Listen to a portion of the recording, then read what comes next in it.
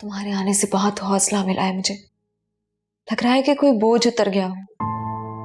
मुझे तो आना ही था, बल्कि मुझे तो रह रहकर अफसोस हो रहा था कि जब तुम्हें मेरी सबसे ज्यादा जरूरत थी तब मैं यहाँ नहीं थी। कोई बात नहीं, अब तो आ गई हो ना। और तुम नहीं थी तो फाते सर थे, बहुत साथ दिया है उन्होंने हमारा, बल्कि अब तक दे रहे हैं। मैं तो उनका जिंदगी भर एहसान नहीं उतार सकती। मैं तो तुम्हें पहले ही कहती थी कि फाते सर बहुत अच्छे इंसान हैं। तुम्हें उन्हें इस तरह नजरअंदाज नहीं करना चाहिए था, वो भी किसी और की गलती पर।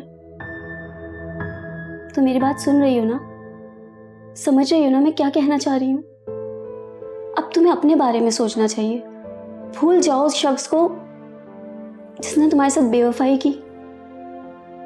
ऐसे शख्स के पीछे भागना कोई अक्लमंदी नहीं है। उससे जुड़ी हर बात को भूल जाओ।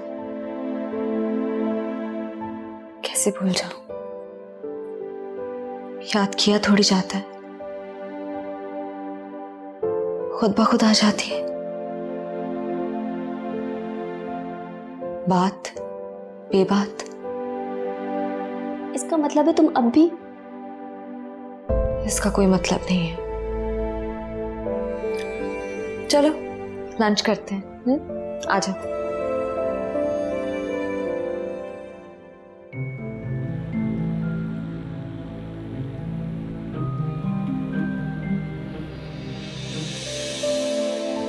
हाजी को तो ना ही दोहराएं तो अच्छा। और आपसे ज्यादा तकलीफ देने वाले लोग मेरी जिंदगी में आके जा चुके हैं,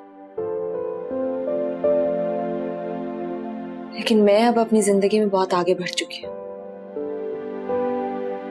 अच्छा, मैं एक रिक्वेस्ट कर सकता हूँ? मैं चाहता हूँ हम अच्छे दोस्त बन जाएं।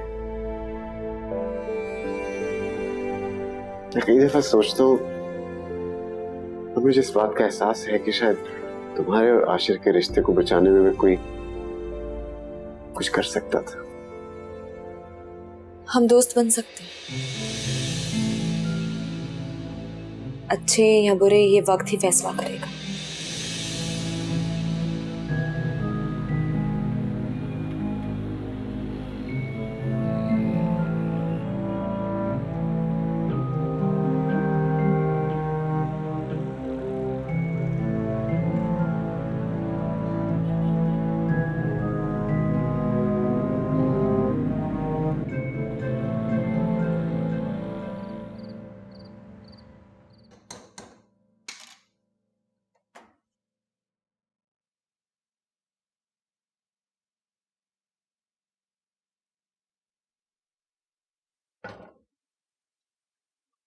अम्मी, आप ही क्या काम कर रही हैं? महविश के लिए सूप बना रही थी। सुबह से उसने कुछ खाया नहीं, मैंने सोचा कि चलो थोड़ा सूप ही पी ले शायद।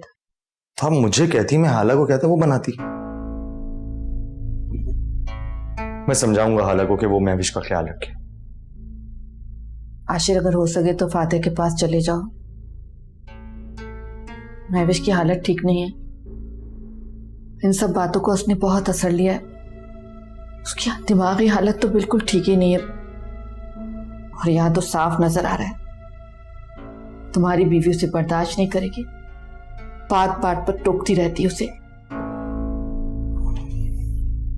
क्या हो रहा है मेरे घर में?